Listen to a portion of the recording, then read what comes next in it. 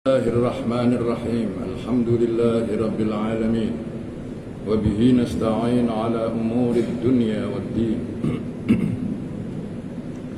والصلاة والسلام على أشرف الأنبياء وإمام المرسلين، سيدنا وحبيبنا وشفيعنا وقرة أعيننا محمد وعلى آله وصحبه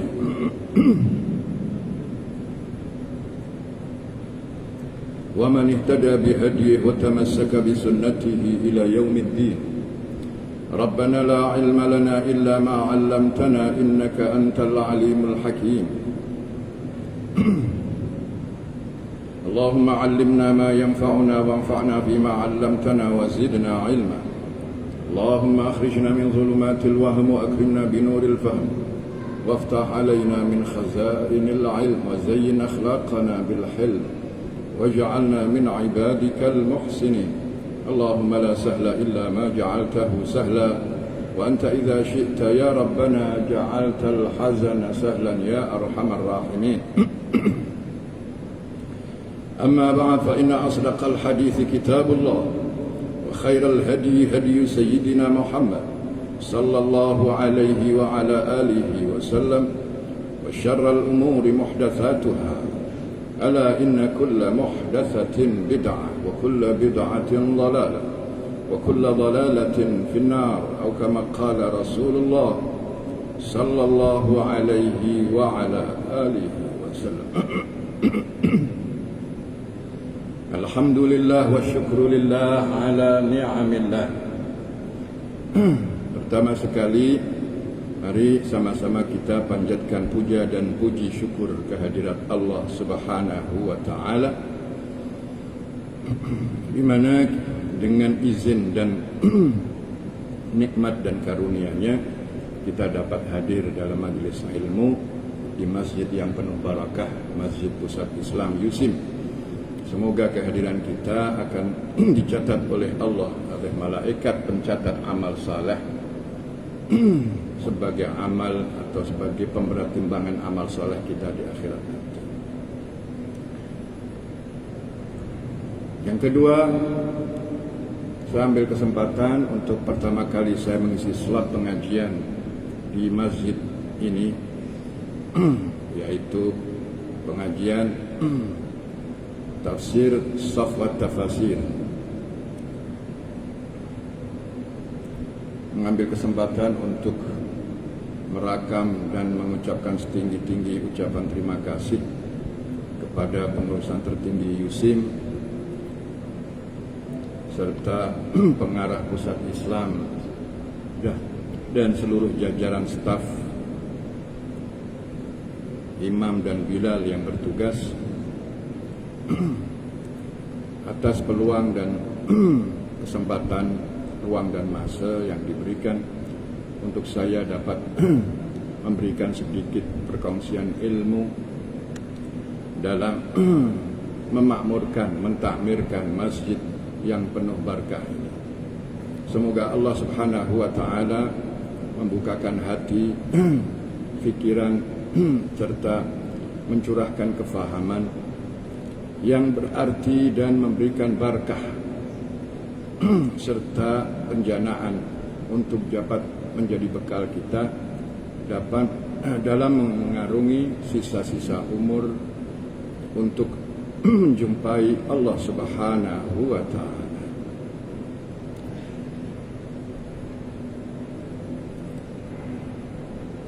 Pengajian kita yaitu berkenaan subjek tafsir. Tafsir yang akan disampaikan sebagaimana dalam brosur makluman yang disebarkan adalah Safwatut Tafasir. Safwatut Tafasir yaitu intisari daripada tafsir-tafsir Turath, di mana muallifnya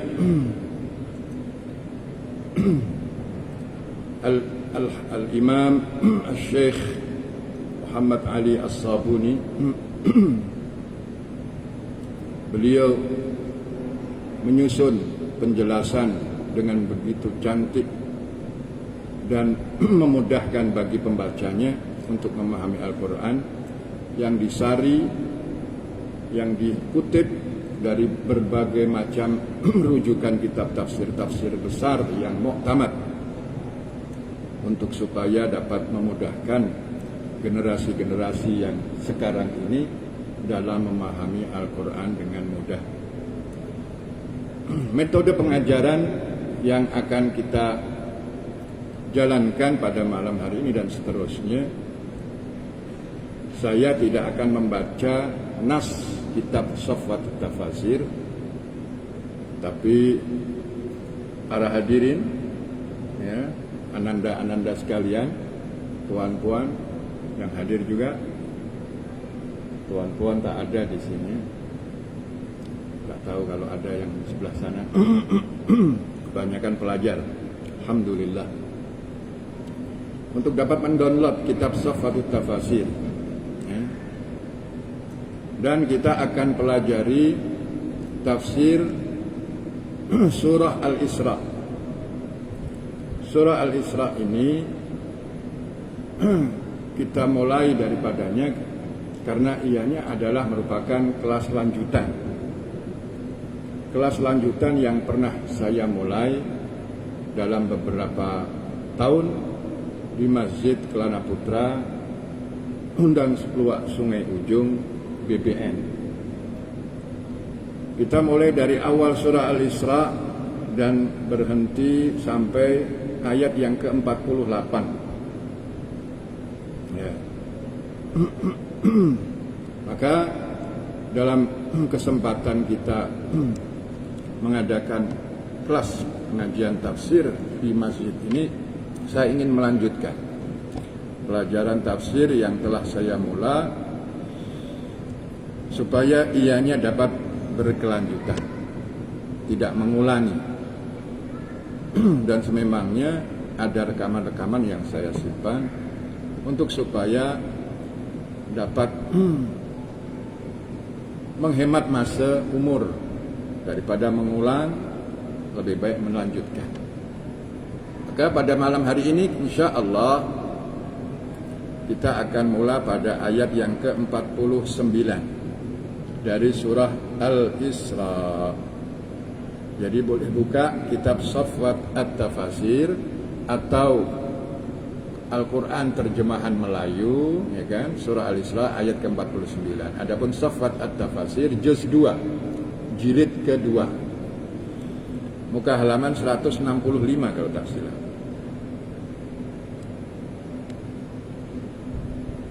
Muka halaman 165. Ada 60.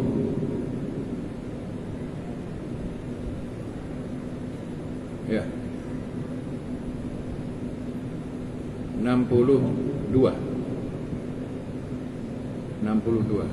atau 63.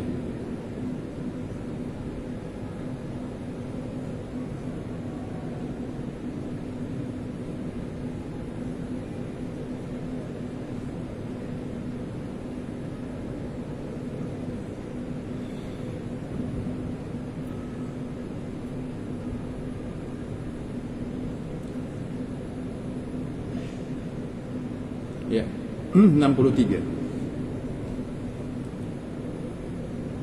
Sebelum kita baca ayat Al-Quran dan kita pelajari tafsirnya, sedikit sebagai pendahuluan dan dengan singkat ingin saya jelaskan apa itu tafsir. Apa itu tafsir? Ya, tafsir itu dalam arti bahasa, makna bahasa adalah menjelaskan makna secara mendalam. Beda dengan al-fasr dalam bentuk sulasi. Fasara yafsiru itu menjelaskan makna makna lafal. Adapun upgrade daripada bentuk sulasi kepada rubai ala wazn fa'ala yufa'il tafsiran, itu dia memiliki makna tambah, yaitu menjelaskan makna secara mendalam. Oleh karenanya tafsir bukan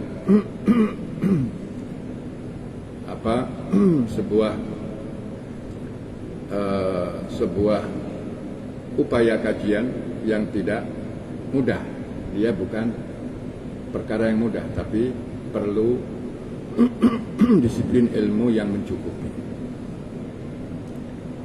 Adapun secara istilah, ianya merupakan sebutan baik bagi disiplin ilmu, ya. Tafsir merupakan nama bagi sebuah disiplin ilmu tafsir. Kalau dia sebagai nama bagi disiplin ilmu, ada kita sebut tafsir adalah ilmu.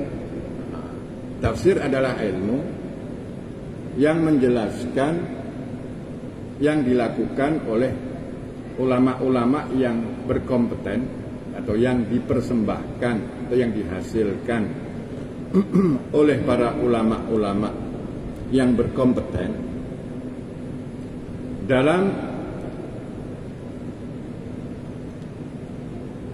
mendalami makna lafal per lafal, jumlah per jumlah secara mendalam dan teliti, dan membuka serta menggali dan beristimbat daripadanya hukum hakam, ya, dan ilmu-ilmu lain yang dapat digali daripadanya. Ini adalah definisi yang mudah untuk kita paham. Adapun tafsir merupakan sebutan bagi sebuah kajian ilmiah, bukan nama ilmu, disiplin ilmu, tapi sebuah kajian ilmiah. Kita sebut tafsir adalah kajian ilmiah yang mendalam dan teliti yang dilakukan oleh ulama-ulama yang berkompeten. Penting ini ulama-ulama yang berkompeten, karena tak boleh orang melakukan menafsirkan Al-Quran kalau tidak termasuk ulama-ulama yang berkompeten. Dengan mendalami makna dan kandungan lafal per lafal serta jumlah itu adalah gabungan lafal dan lafal yang membentuk jumlah, baik fi'liyah atau ismiyah, serta menggali kandungan yang ada baik dari aspek hukum hakam atau yang lainnya yang dapat digali daripadanya sesuai dengan kepakaran dan kecenderungan ulama-ulama tersebut. Ini adalah definisi singkat berkenaan tafsir. Kita pahami itu, maka saya katakan saya bukan termasuk ulama-ulama yang berkompeten. Saya bukan termasuk ulama-ulama yang berkompeten. Saya duduk di sini adalah menjelaskan penjelasan ulama, menyampaikan penjelasan ulama dalam kitab-kitab tafsir yang telah dihasilkan atau yang telah dihasilkan oleh para ulama-ulama tersebut. Jadi saya sebagai sebagai penyambung lidah dari kitab-kitab tafsir, meskipun hanya 1-2 tafsir yang terbaca, akan tetapi ianya cukup untuk dapat menyampaikan apa kandungan ayat dalam sebuah ayat tersebut.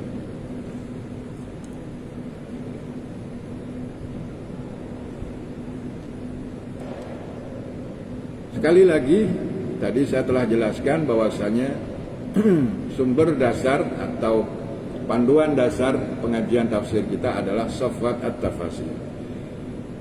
Namun saya tidak membaca nasnya kecuali apabila saya melihat ada keperluan untuk saya baca, karena di situ ada poin yang sangat-sangat fundamental yang perlu disampaikan dengan bacaan. Tapi kebanyakan yang saya akan sampaikan tidak dengan membaca kitab tersebut. Para hadirin, ya, para mahasiswa, ananda-ananda sekalian, boleh membuka tafsir Saffat At-Tafasir juz 2 163, ya, untuk dapat menelaah dan mengikuti penjelasan demi penjelasan, mengikut apa yang ada dalam tafsir Saffat At-Tafasir. Dan saya menjelaskan tafsir ini bukan berpandukan satu tafsir ini Saffat At-Tafasir, akan tetapi juga dari bacaan lain yang mungkin ada 1-2 tafsir yang lain yang telah saya baca untuk saya sampaikan penjelasan berkenaan ayat pelajaran kita yang sedang kita pelajari. Baik, kita mulai membaca ayat, kemudian baru kita terjemahkan dalam bahasa Melayu. A'udzu billahi minasy syaithanir rajim. Wa qalu a idza kunna 'idhaman wa rufatan a inna lamab'utsuna khalqan jadida. Qul kunu hijaratan aw hadida aw khalqan mimma yakburu fi sudurikum fasayaquluna man yu'iduna qulil ladzi fatarakum awwala marrah فسينغضون إليك رؤوسهم ويقولون متاه قل عسى أن يكون قريبا.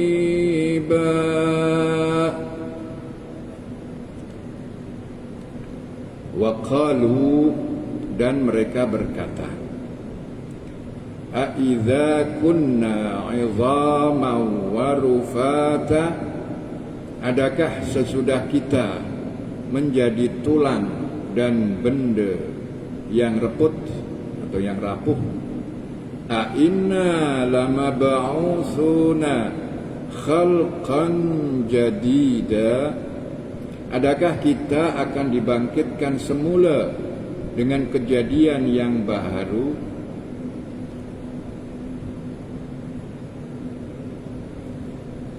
Baik, ayat ini masih dalam konteks penjelasan berkenaan tentang hal ehwal orang-orang musyrik. Hal ehwal orang-orang musyrik yang degil, tidak mau menerima penjelasan Nabi berkenaan tentang adanya hari pembalasan, hari kebangkitan selepas kematian. Mereka membantah, mereka mengingkari dengan penuh keyakinan yang didasari dengan kebodohan. Ya, keyakinan tapi dasarnya kebodohan. Dengan mencaci serta memaki Nabi sallallahu alaihi wasallam dan berlagak sombong dalam berucap kata terhadap Nabi sallallahu alaihi wasallam. Jadi ayat ini menjelaskan berkenaan tentang orang-orang musyrik. Selepas Allah menjelaskan tentang sikap mereka terhadap Al-Quran dan membutanya mereka untuk mau memahami ayat-ayat Al-Quran yang disampaikan Nabi, baik ayat yang terbaca atau yang tampak dalam bentuk mukjizat Nabi, mereka membuta, tidak memahami bahwasanya itu adalah merupakan bukti nyata atas kebenaran apa yang beliau apa yang Nabi Muhammad bawa. Ayat ini kemudian melanjutkan tentang syubhat mereka, dalil-dalil yang tak berdasar yang mereka ucapkan atau sampaikan kepada Nabi dalam rangka mengingkari dan menilai sebagai perkara yang sangat tidak mungkin akan berlakunya kebangkitan manusia selepas kematian serta adanya hari pembalasan. Maka Al-Quran pun mengulangi lagi jawaban dengan membantah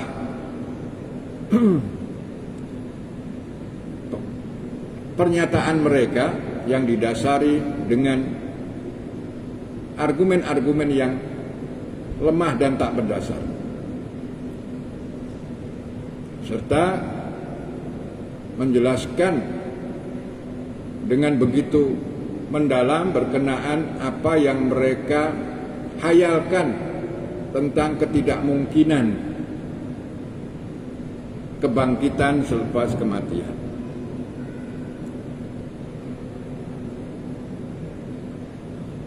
Itu berkenaan tentang munasabah, hubung kait penjelasan yang akan kita pelajari dengan penjelasan ayat-ayat sebelumnya. Adapun sabab nuzul ayat ini sebagaimana yang diriwayatkan oleh Sayyidina Ibni Abbas radhiyallahu anhuma adalah bahwasanya penduduk Makkah pernah datang kepada Nabi. Penduduk Makkah pernah datang kepada Nabi meminta Nabi untuk menjadikan Safa menjadi emas. Safa ditukar menjadi emas. Dan bukit-bukit yang banyak di sekitar Makkah supaya dihilangkan dan diganti dengan tanah yang subur untuk mereka bercocok tanam, untuk mereka boleh berkebun. Permintaan mereka itu oleh Nabi tentu didengar oleh Allah Subhanahu wa ta'ala. Dan Allah Subhanahu wa ta'ala sebelum menyampaikan permintaan itu kepada Allah, Allah telah mengingatkan kepada Nabi-Nya, "Ya Muhammad, engkau pilih salah satu dari dua pilihan. Aku tidak menuruti keinginan mereka. Dan engkau perlu sabar dan bertahan tegar menghadapi pengingkaran dan kekufuran mereka serta perbuatan buruk, keji dan jahat yang akan mereka lancarkan kepadamu, atau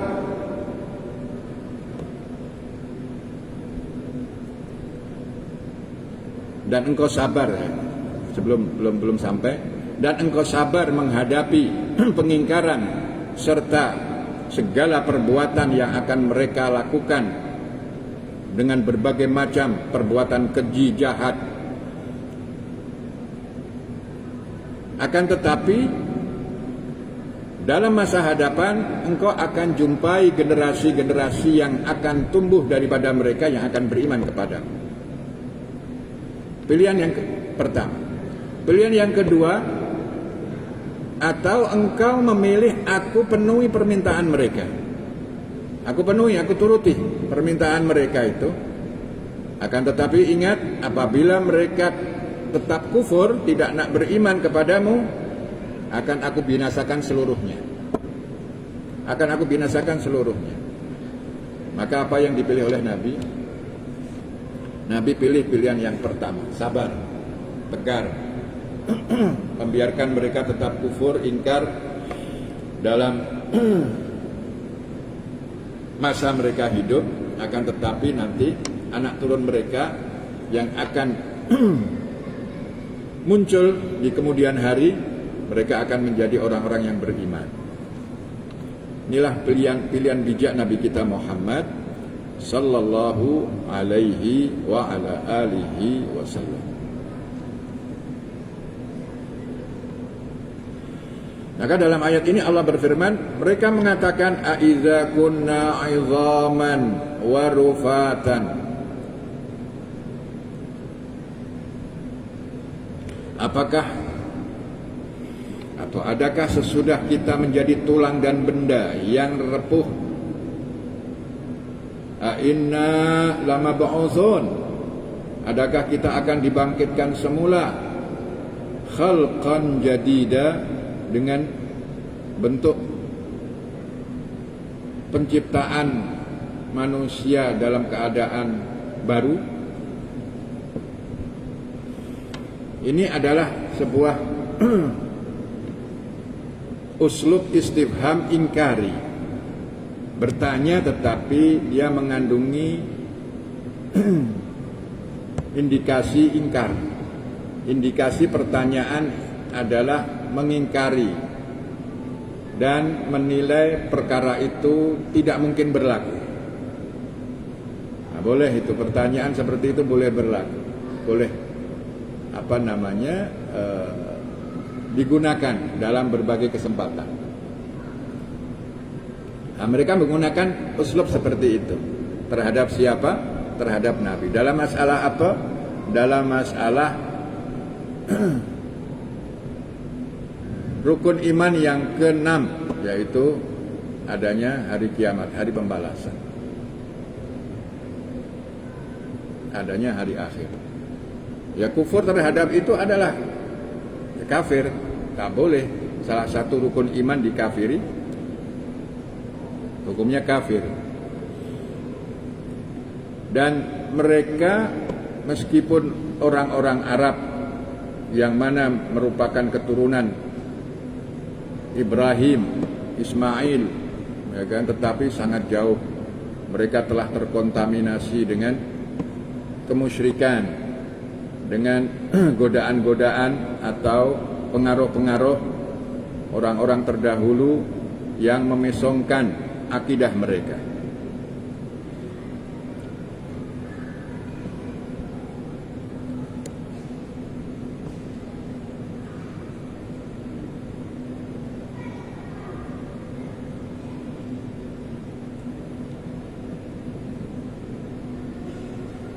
Dalam ayat yang lain Allah menjelaskan, wa daraba lana mathalan wa nasiya khalqah qala man yuhyil 'idhama wa hiya ramim qul yuhyiha alladhi ansha'aha awwala marrah wa huwa kulli khalqin 'alim.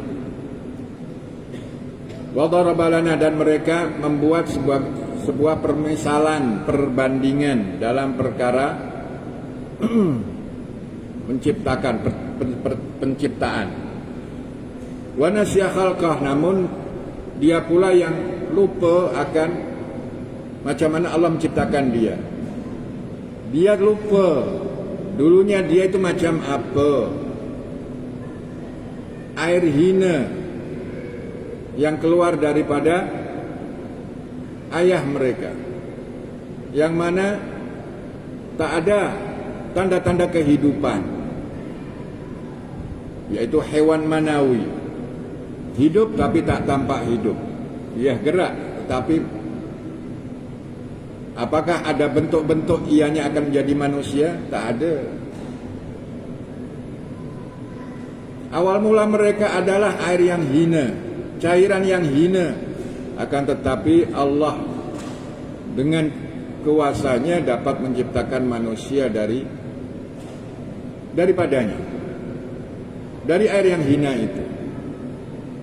Kemudian selepas jadi manusia mereka lupa itu. Background dia pernah diciptakan dari air yang hina itu. Kemudian mereka dengan penuh angkuh dan penuh sombong mengingkari akan berlakunya penciptaan atau dikembalikannya mereka nanti selepas hancur dan lebur di dalam kuburan mereka. Allah akan kembalikan menjadi manusia semula sebagaimana mereka hidup di dunia. Qala may yuhyil 'idhama wa hiya ramim. Diriwayatkan bahwasanya yang datang pada masa itu adalah Umayyah bin Khalaf dengan membawa tulang-tulang tulang manusia. Nah, pasti kalau dia bawa tulang hewan, tapi tulang itu tulang yang sudah rapuh. Dibawa tulang itu di hadapan Nabi, kemudian dia penyet dengan tangannya dengan begitu mudah dan rapuh tulang itu. Ya Muhammad, engkau mendakwa bahwasanya Tuhanmu akan membangkitkan kita selepas kita mati dalam tanah dan telah berubah menjadi tulang seperti ini. May yuhyil 'idhama wa hiya ramim. Tak mungkin macam ini boleh kembali hidup lagi. Ini sarpo nih. Bolehkah bangkit lagi menjadi manusia semula sebagaimana yang saya sekarang ini? Pakai akal, dia pakai akal.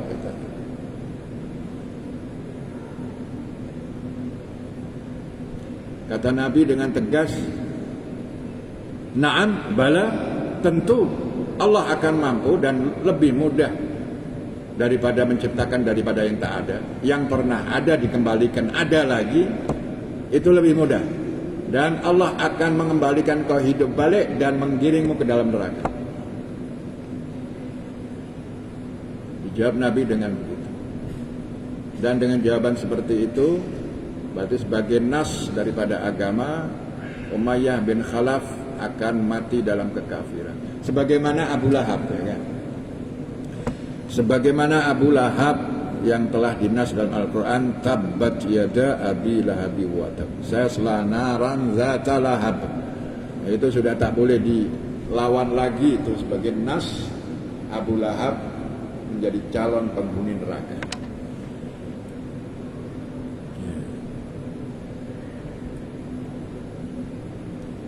Di ayat ini sama, perkataan mereka yang sama. Tak pasti apakah peristiwa yang sama sababun nuzulnya atau peristiwa yang lain. Boleh jadi peristiwa berlaku dengan banyak peristiwa, dan ayat turun untuk memberikan jawaban terhadap setiap peristiwa. Jadi bukan peristiwa satu kemudian dijawab dengan beberapa ayat, tidak. Boleh jadi peristiwa yang berbeda dan pelaku yang lain. Boleh jadi. Maka dalam Allah membangkitkan nanti di akhirat itu Allah Subhanahu wa taala dengan perintahnya dan panggilan Allah untuk mereka semua yang dikhitabi Allah untuk bangkit, semuanya bangkit. Akan tetapi juga ada namanya sangkakala juga yang ditugaskan kepada malaikat Israfil untuk meniupkan sangkakala, sehingga dengan tiupan sangkakala yang kali kedua manusia akan bangkit seluruhnya dari kuburan masing-masing. Maka jawaban Nabi atau Allah Subhanahu wa taala dalam ayat ini kepada mereka yang mengingkari akan adanya kebangkitan mereka untuk kembali menjadi manusia sedia kala, khalqan jadida di sini adalah bukan bentuk yang lain, bukan rupa yang lain, bukan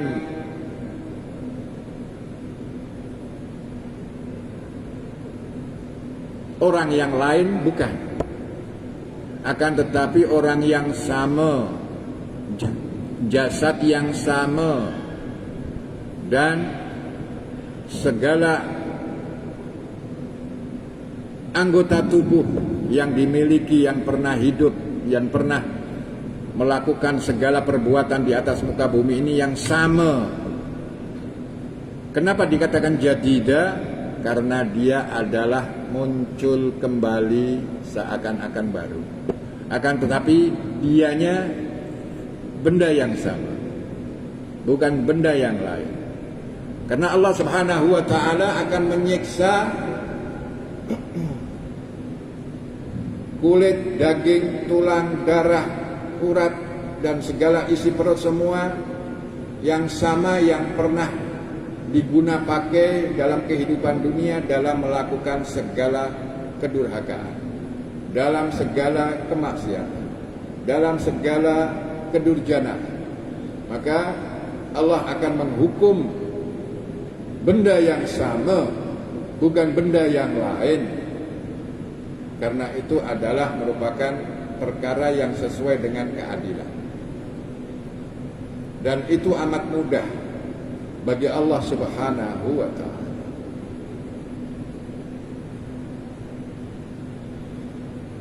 Ayat berikutnya, qul kunu hijaratan aw hadida.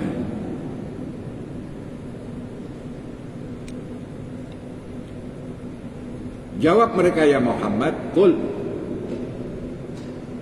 kunu hijaratan aw hadida. Jadilah kamu batu atau besi.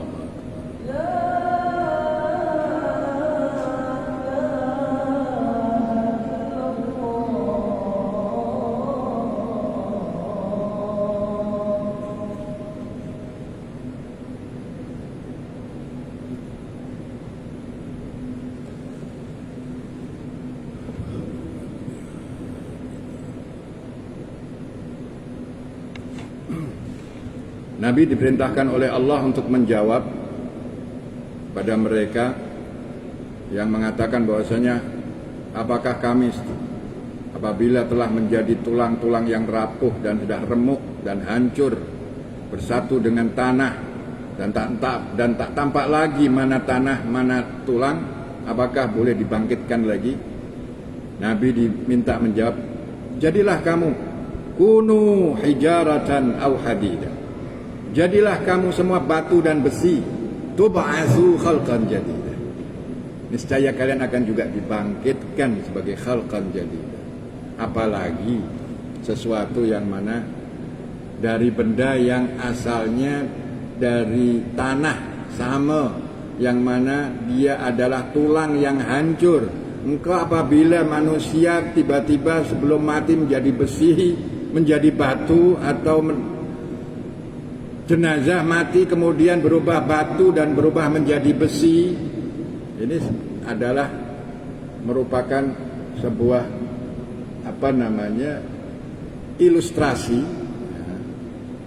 ilustrasi yang agama ungkapkan untuk menggambarkan betapa sesuatu yang lebih susah daripada benda yang kau sebutkan itu Allah mudah sangat untuk dapat mengembalikan balik hidup kembali sebagaimana semula.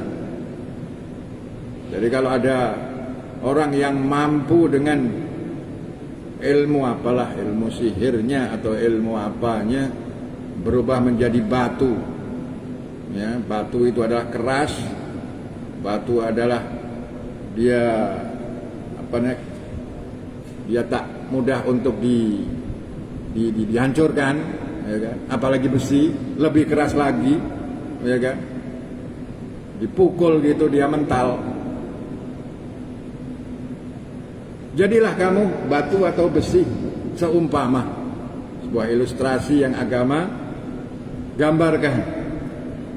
Seakan-akan kalau sesuatu dah merupakan menjadi batu atau besi, itu seakan-akan tak boleh roh balik lagi. Roh balik lagi tak mungkin. Seakan-akan digambarkan seperti itu oleh mereka. Engkau tak boleh ilustrasi yang amat-amat tinggi. Allah bagi ilustrasi yang lebih tinggi daripada bayangan mereka, yang mana meskipun dengan ilustrasi yang begitu sangat susah bagi hitungan akal, dia boleh dihidupkan kembali, disemayamkan ruh balik ke dalam jasad tersebut. Allah Subhanahu wa ta'ala tegaskan kalian akan dibangkitkan juga meskipun seumpama kalian berubah batu atau besi. Berubahnya macam mana? Ya berubah macam kehidupan dunia macam mana? Tak bisa. Tak bisa. Ya ada kulit, ada daging, ada tulang, ada darah, itu semuanya Allah kembalikan. Bukan besi kemudian tetap besi tapi dia hidup dengan roh, tak boleh, tak macam itu lah.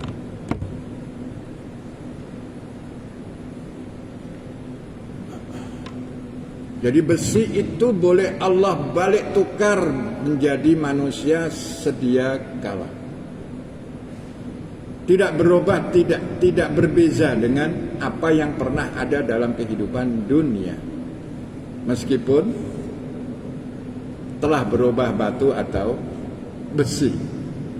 Ini sekedar ilustrasi. Siapa yang mengucapkan ilustrasi ini? Allah. Mereka tidak mengilustrasikan itu.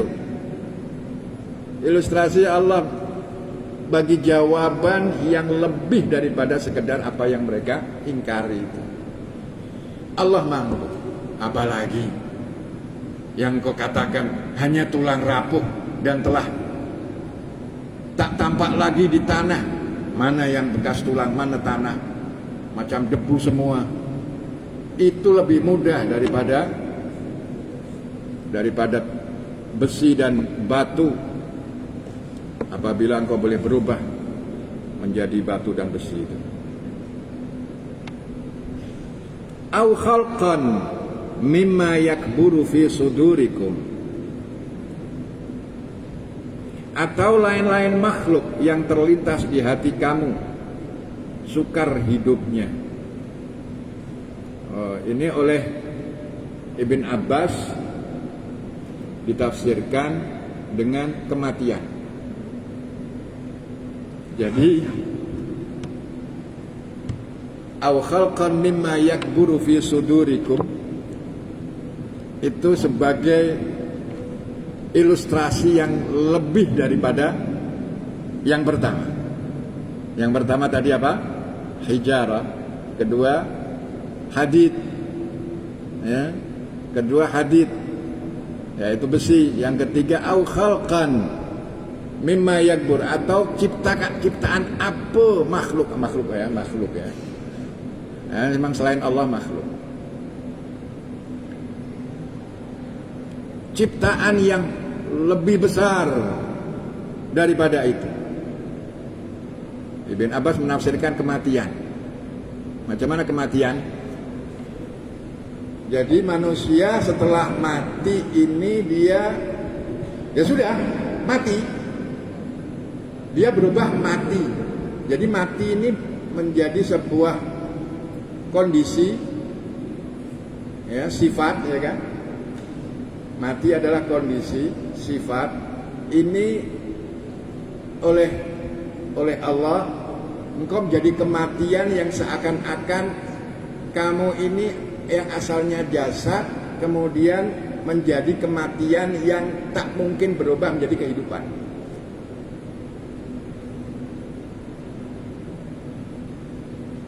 Kematian yang tak boleh berubah menjadi kehidupan. Jadi sesuatu itu Allah dahului dengan ilustrasi itu untuk mematikan langkah mereka. Allah mampu juga akan mengembalikan kamu kalau engkau ini berubah menjadi kematian, yang mana kematian menjadi sebuah penciptaan, bukan menjadi sebuah keadaan. Yang asalnya keadaan dan sifat kematian itu. Mati itu adalah keadaan, sifat. Ini menjadi sebuah makhluk. Sehingga tidak mungkin hidup gitu. Boleh dipaham tak tahu lagi. Maka ada penjelasan di sini kenapa Ibn Abbas menafsirkan kematian. Di akhirat nanti dalam sebuah riwayat, di akhirat nanti Allah Subhanahu wa taala selepas memasukkan ahli surga ke surga, memasukkan ahli neraka ke neraka, ya. Tak tahu bila selepas selesai masuk mereka, apakah sebelum adanya ahli neraka sebagian yang dikeluarkan kemudian masuk surga, atau selepas bersih daripada ahli neraka yang mungkin ada seorang yang dikeluarkan untuk dimasukkan ke surga. Wallahu a'lam. Saya tak pasti. Akan tetapi selepas masuknya ahli surga ke surga, selepas masuknya ahli neraka ke neraka, Allah Subhanahu wa taala menunjukkan seekor kambing besar yang gagah. Kambing itu secara fisik saja, tapi ianya adalah kematian. Allah gambarkan, Allah fisikkan kematian, Allah fisikkan seakan-akan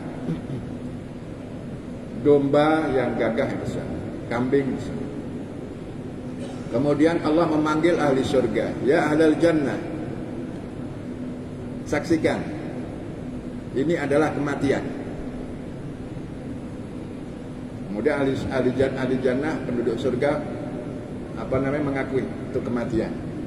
Ya, kita saksikan itu kematian. Ya ahlan nar, wahai penduduk neraka, saksikan ini adalah kematian.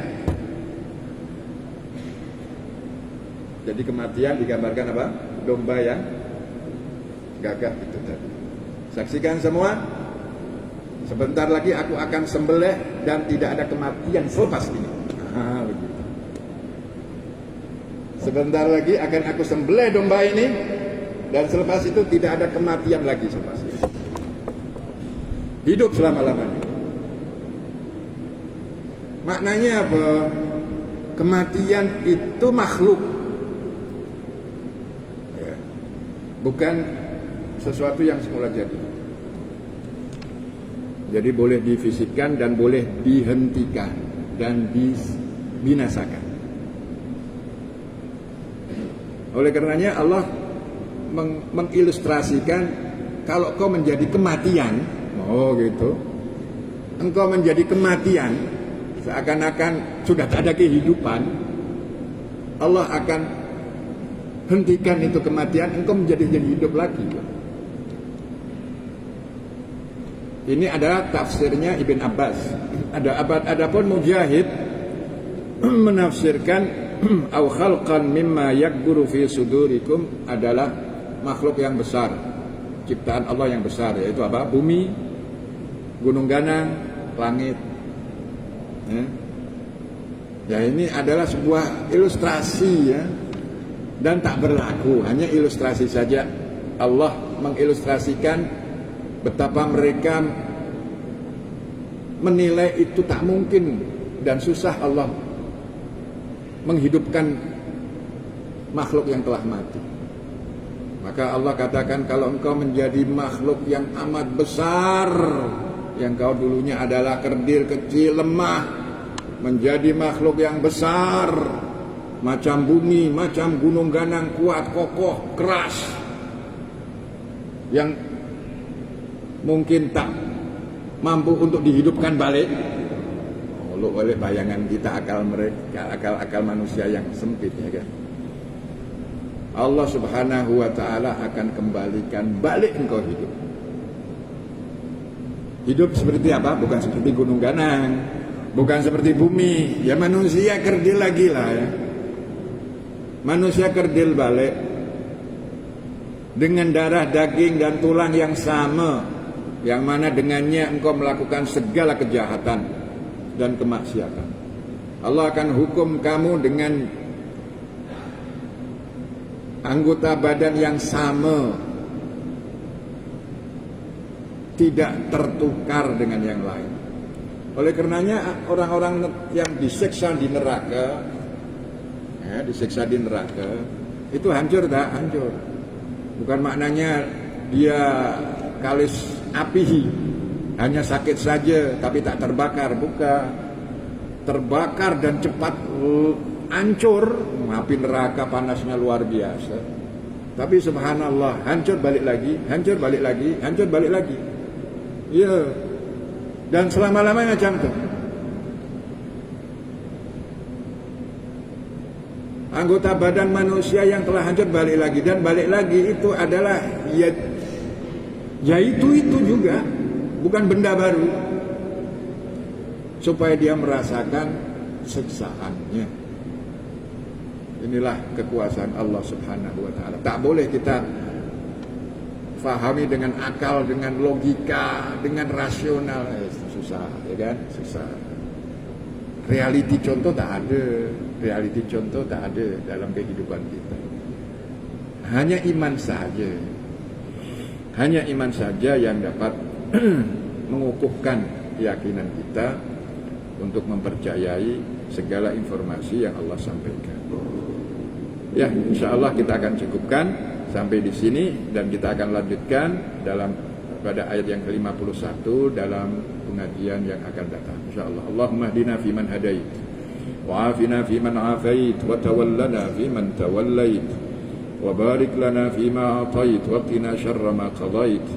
Allahumma hdina bihudak, waj'alna mimman yusari'u fi ridak, ولا تولنا وليا سواك ولا تجعلنا ممن خالف أمرك وعصاك وحسبنا الله ونعم الوكيل ولا حول ولا قوة إلا بالله العلي العظيم سبحان ربك رب العزة عما يصفون وسلام على المرسلين والحمد لله رب العالمين.